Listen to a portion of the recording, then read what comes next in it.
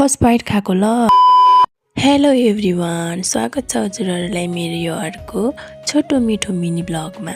आज हामी जाँदैछौँ बाहिर घुम्नको लागि, किनभने आज पुन्टुको बाबाको ह्याप्पी बर्थडे रहेको छ।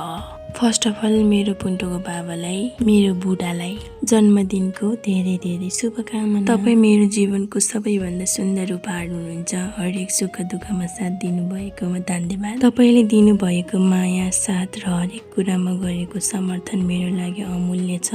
प्रेमीबाट श्रीमान अनि हाम्रो सानो परिवारको सबैभन्दा बलियो आधार बन्नुभएकोमा धेरै धेरै धन्यवाद। भगवानले तपाईँलाई सधैँ स्वस्थ, सुखी र सफल राखुन्। तपाईँको सबै सपना पुरा होस्। म सधैँ तपाईँको साथमा रहनेछु। धेरै धेरै माया। अनि हामी रुमबाट निस्किँदा चाहिँ त्यस्तै रात परिसकेको थियो, त्यस्तै 6-7 चाहिँ बजिसकेको थियो। त्यसपछि हामी चाहिँ अनुपमा मलमा गएको थियौँ। यो चाहिँ सीता पाइलामा पर्छ। हाम्रो रुमभन्दा चाहिँ त्यस्तै 15-20 मिनट जति लाग्छ हिँडेर आउँदा चाहिँ। हामी जुन क्याफे जान लागेको थियौँ त्यो क्याफे चाहिँ खोइ के हो, बन्द रहेछ। त्यही भएर हामी चाहिँ अब फर्किँदैछौँ भनेर भन्छु होला, तर त्यस्तो होइन है साथीहरू। हामी चाहिँ जाँदैछौँ अर्कै ठाउँ। अब आइसकेपछि फर्किने कुरा पनि भएन, त्यही भएर हामी चाहिँ जाँदैछौँ यही स्वयम्भूमा। अनि हिँड्दै गएको साथीहरू, यस्तो गर्मी होइन, यस्तो गर्मी होइन, हे भगवान। अनि यहाँ चाहिँ मेरो बुढाले भन्दै हुनुहुन्छ, कतै म मोटाको त होइन, ए हेर त मेरो साइडमा पनि हेर त गाला लागेछ भन्दै हुनुहुन्थ्यो। अनि यस्तो गर्मीमा मैले चाहिँ चिसो पानी फटाक्सी खाइहालेँ। मेरो पुन्टु चाहिँ फेरि सुतिहाल्छ कि फेरि कतै लाग्यो, तर रुममा चाहिँ ऊ सुत्दैन है, हद्दपद्दम उसले बोकिराख्नुपर्छ, डुलाइराख्नुपर्छ।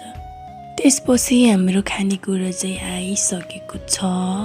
अनि खानेकुरा आउन साथै हामी चाहिँ फेरि है घम खान थाल्यौँ, किनभने खाजा पनि खाएको थिएन, भोक पनि लागिरहेको थियो। अनि त्यही भएर चाहिँ खाइहाल्यो हामीले चाहिँ। अनि त्यसपछि यस्तो गर्मीमा यति बाक्लो लुगा लगाएर आइसकेपछि गर्मी नभएर के हुन्छ। अनि पुन्टु चाहिँ एकछिन पनि सुतेन है, उठिहाल्यो चाहिँ सायद ब्याकग्राउन्डबाट त्यही म्युजिक आएर होला, ऊ चाहिँ उठिहाल्यो। त्यसपछि हामी चाहिँ रमाइलो गरेर चाहिँ रुमतिर फर्किहालेँ। आउँदा चाहिँ यस्तो रात परिसकेको थियो, त्यस्तै 9-9:30 भइसकेको थियो। बाटो त पुरै सुनसान, गर्मी यस्तो गर्मी नै आएर मैले चाहिँ कोक खाइहालेँ नि फ्यानको अगाडि बसेँ। अनि नानाले चाहिँ गिफ्ट ल्याइदिनु भएको रहेछ मेरो हस्बेन्डजीलाई चाहिँ।